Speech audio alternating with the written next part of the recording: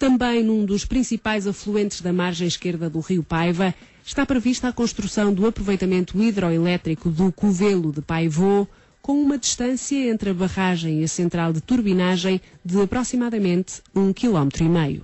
14 mil metros quadrados de área total inundada é o que se espera com as águas retidas numa albufeira com um volume de armazenamento de 25 mil metros cúbicos.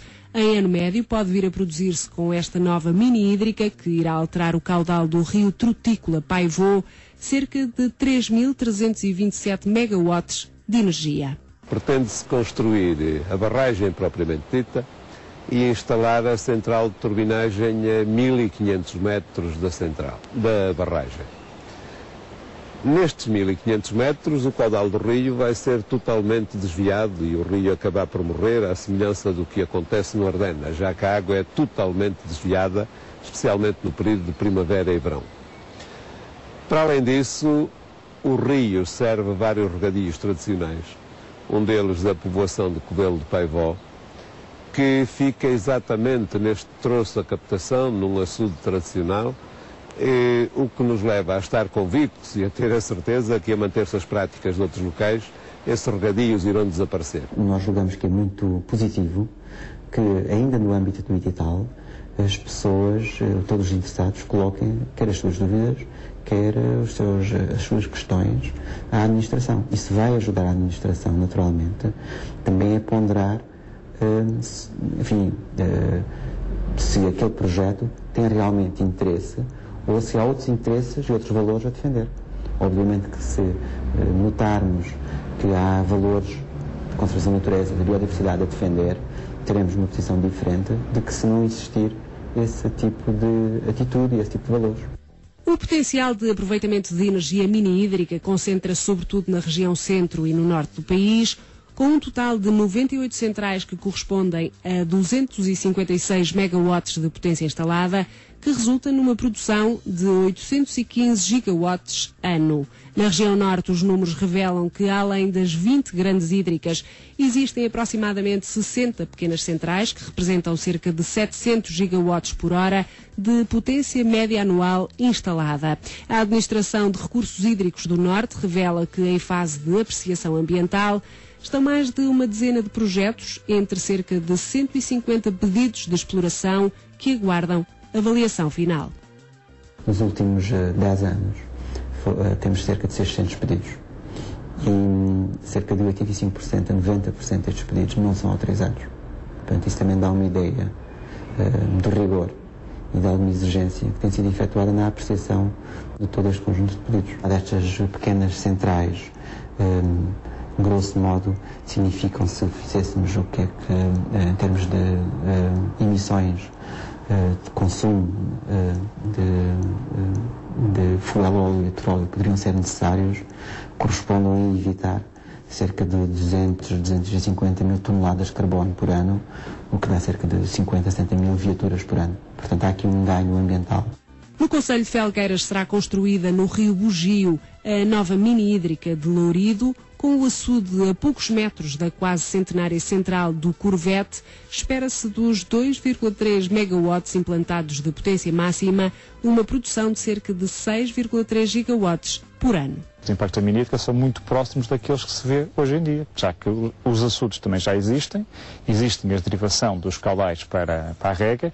O que vamos ver em termos de caudais neste trecho, imediatamente jusante, serão exatamente os mesmos do que veríamos hoje, já que nós não temos qualquer capacidade de controlar os volumes, ou seja, nós não poderemos nunca ter capacidade para armazenar e guardar a água durante algum tempo para a desfasar no tempo.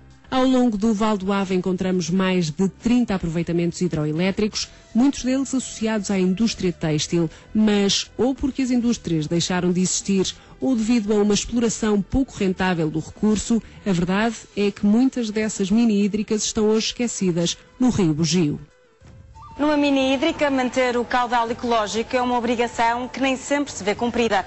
A lei é ambígua e não define qualquer valor específico para a passagem de parte da água represada necessária para a sobrevivência das espécies e de um bom estado ecológico do rio.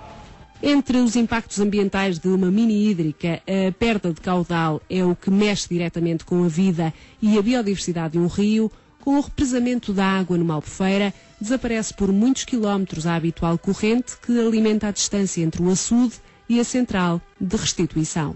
Quando falamos, por exemplo, de caudais ecológicos, diz a lei que uma estrutura destas, uma mini hídrica, é obrigada a deixar fluir um caudal ecológico. Mas que é isso de caudal ecológico? Que dimensão deve ter? Que atendimento é que tem em relação às características do rio e à fauna existente? Nada disto está definido, pelo que os caudais ecológicos acabam por ser sempre coisas diminutas e, mais grave do que isso, acabam por ser sempre coisas que depois não acontecem. Em Espanha há vários grupos a trabalhar em termos de caudal ecológico e na definição de caudais ecológicos. No entanto, continua a ser um dos conceitos bastante complicado, porque muitas vezes os caudais ecológicos baseiam-se em dados existentes. E nós muitas vezes não temos dados daquilo que era o passado dos nossos rios. Referindo-nos, por exemplo, ao do Ardena, em estudos que já foram feitos aqui, verifica-se que a montante se encontra uma população de trutas relativamente estável e de grandes dimensões, e a jusante da barragem quase não temos trutas. A população do piscícola passa a ser quase que exclusivamente formada por escaldos, por bogas e algumas enguias que ainda aparecem. E é obrigatório que seja disponibilizado um valor de caudal apropriado para manter a consistência dos ecossistemas. Esse valor é um valor que o proponente sugere. Não há muitas normas sobre essa matéria, há umas orientações no Plano Nacional da Água e em outros documentos, mas esse é um aspecto que nos parece essencial. Gostaria, aliás, de dizer que nós temos uma orientação interna para sermos mais exigentes em termos do valor de caudal ecológico. Uma coisa é dizermos que por alvará tem que ser feito, não é? Outra coisa é como é que ele é feito de uma forma concreta. E a forma concreta de conseguirmos é, no açude, haver uma abertura que está na parte mais baixa do açude e a cota inferior àquilo que é a cota do arranque do canal. Portanto, quando faltar a água, a primeira, como não podia deixar de ser, a primeira, digamos, entidade que sentirá essa falta de água é precisamente a mini hídrica, já que a água só terá uma dimensão, o caudal terá uma dimensão só para alimentar essa mesma abertura que estará aberta em contínuo, não controlada, portanto não teremos nenhuma comporta para depois, durante a noite, fechar, não é isso que está em causa, e portanto será a maneira de garantirmos o caudal ecológico e portanto o caudal que vai se passar no rio em contínuo. Responsável pela componente ambiental dos projetos para a construção de centrais mini-hídricas, a administração da região hidrográfica considera a escolha do local, o proponente, a opinião pública, a viabilidade económica do projeto, a conflitualidade com instrumentos de gestão do território e de conservação da natureza e o conjunto dos impactos ambientais na emissão de parecer sobre o pedido de licenciamento, um processo que pode durar entre 1 a 10 anos. Há impactos, não sejamos ingênuos, quer dizer, agora, nada nesta vida é preto e branco e, portanto, teremos que ponderar tudo. Hoje em dia está muito, e bem, muito, digamos, em voga a energia produzida a partir dos parques eólicos.